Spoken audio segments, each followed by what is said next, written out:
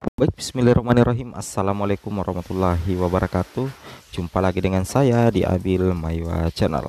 Jadi teman-teman, channel ini merupakan channel pendidikan tempat kita berbagi tentang aplikasi pendidikan, Microsoft Office, serta tips dan trik komputer. Jadi pada video kali ini kembali lagi admin akan mencoba mengupdate informasi terbaru seputar P3K Guru di tahun 2023. Yang mana di sini banyak ya yang mempertanyakan penempatan jika posisinya seperti ini. Misalkan ternyata lebih sedikit ya, jumlah formasi yang diajukan oleh Pemda itu ternyata lebih sedikit daripada jumlah P1 tanpa formasi, atau dalam artian P1 itu lebih banyak daripada jumlah formasi usulan Pemda. Nah, kira-kira bagaimana solusi untuk mengatasi penempatan P1 yang dalam kondisi posisi seperti ini? Baik, sebelum kita lanjut, bagi rekan-rekan guru yang baru pertama kali menemukan channel ini, silakan tekan tombol subscribe-nya dan aktifkan lonceng notifikasinya agar setiap hari Bapak Ibu bisa mendapatkan update informasi terbaru dari kami. Baik, kita langsung saja to the point ke informasinya. Jadi rekan-rekan guru sekalian, di sini perlu Bapak Ibu ketahui bahwasanya dari 193.954 ya guru pelamar P1 yang akan mendapatkan SK ya di tahun 2022 di tahun 2023 ini untuk formasi tahun 2022, dalam artian yang dipastikan untuk mendapatkan pengangkatan di seleksi tahun 2022 itu ada 127.621 yang akan mendapatkan SK pengangkatan ya. Jadi otomatis yang akan tersisa di tahun ini, tahun 2023, yang akan coba dituntaskan di tahun 2023 dari jumlah keseluruhan pelamar P1 itu berjumlah 65.954, yang mana Bapak Ibu perlu ketahui bahwa yang 65.954 itulah yang sementara diperjuangkan pemerintah bagaimana dituntaskan di tahun ini. Nah, Bapak Ibu perlu ketahui dari 65.954 itu terbagi dua lagi. Jadi ada 46.941 yang terdapat kebutuhan, sedangkan 19.013 tidak terdapat kebutuhan. Nah, jadi potensi kelulusannya bagi P1 tanpa formasi itu untuk 46.941 itu bisa langsung dituntaskan nantinya di tahun 2023, dengan catatan Pemda mengajukan formasi maksimal untuk 46.941. Sedangkan yang 19.013 ini sepertinya terkendala di mapel dan linearitas Bapak Ibu ya. Ini sementara masih dicarikan solusi. Nah, ini yang 46.941, ketika misalkan Pemda mengajukan formasi maksimal sesuai dengan kuota yang diberikan 100%, maka secara otomatis yang 46.941 ini bisa mendapatkan penempatan di tahun 2023 ini.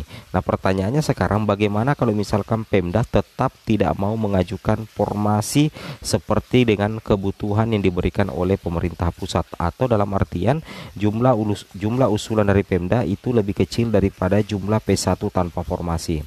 Nah, di sini sebenarnya sudah ada solusi dari Kemendikbudristek ya. Bahwasanya di sini kita lihat untuk yang pasti diangkat tahun ini untuk prioritas 1 itu sebanyak 127.621. Sedangkan P2 dan P3 nantinya yang akan diangkat itu berjumlah 124.749. Pelamar umum 66.659.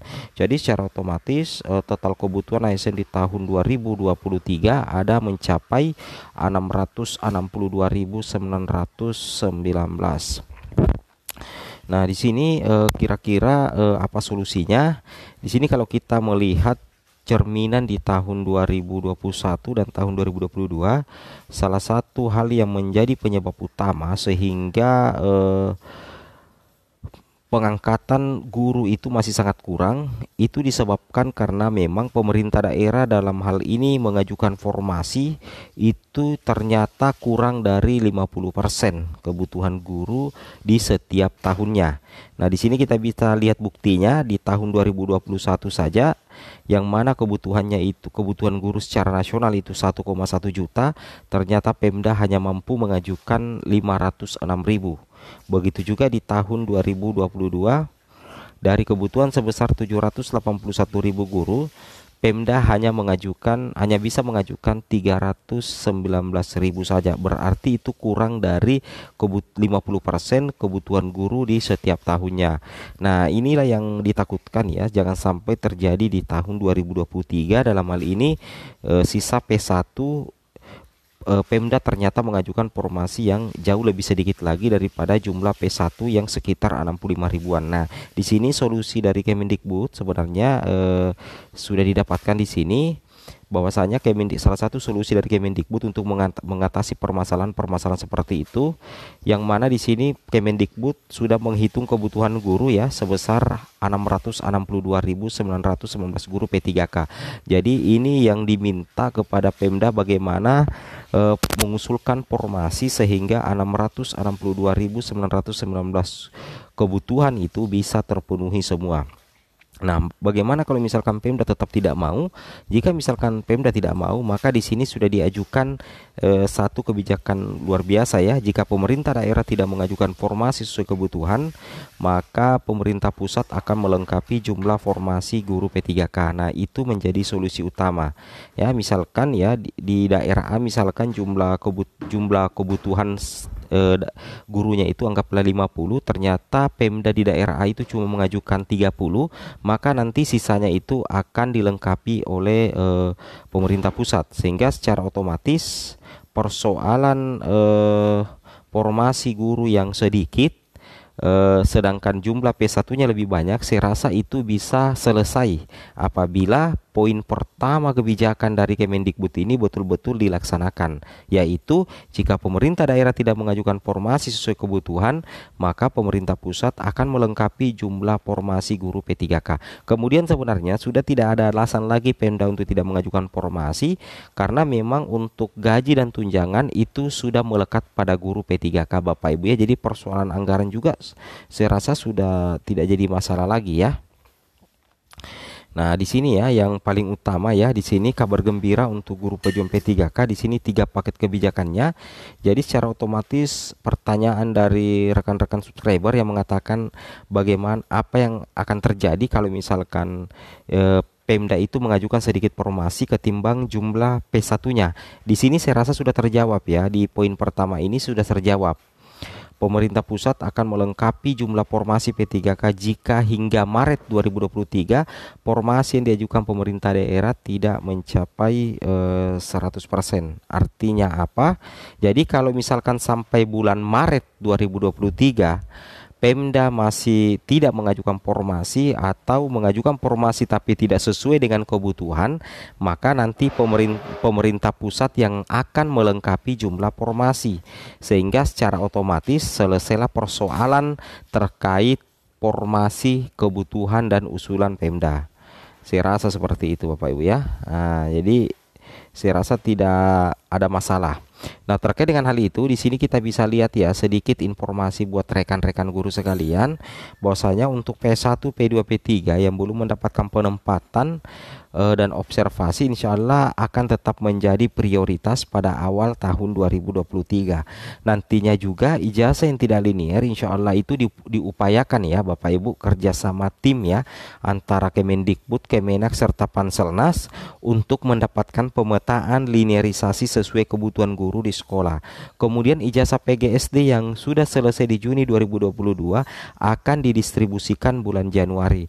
Silahkan perbaiki dapodiknya ya, misalnya ijazah untuk guru kelas juga guru mapel. P1 yang belum sempat resum di 2022 yang mendapatkan penempatan insya Allah akan dihubungi lagi sebelum pengumuman resminya dari Panselnas. Bagi P1 yang sudah dikeluarkan dari sekolah insya Allah tetap diangkat. Bagi yang P1 umur 60-an masih diberikan kesempatan merasakan menjadi ASN. Perekrutan ASN 2023 akan lebih baik lagi, diutamakan usia dan TMT. Seperti itu Bapak Ibu ya. Itu yang harus Bapak Ibu pahami ya. Jadi nantinya di tahun 2023 ini yang sangat diperhitungkan itu untuk guru P1, P2, P3 adalah usia dan TMT.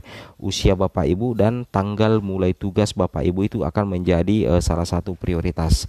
Oke, semoga bisa terjawab ya pertanyaan yang ada di judul video ini, bahwasanya solusi solusi jika jumlah formasi ajuan Pemda ternyata lebih sedikit daripada jumlah P1 tanpa formasi, atau P1 lebih banyak daripada jumlah formasi di usulan Pemda, saya rasa sudah terjawab pada hari ini. Semoga bermanfaat. Assalamualaikum warahmatullahi wabarakatuh. Mohon maaf ya jika suaranya agak kecil karena memang ada sesuatu yang menyebabkan itu. Oke, kita akhiri dengan ucapan Assalamualaikum warahmatullahi wabarakatuh.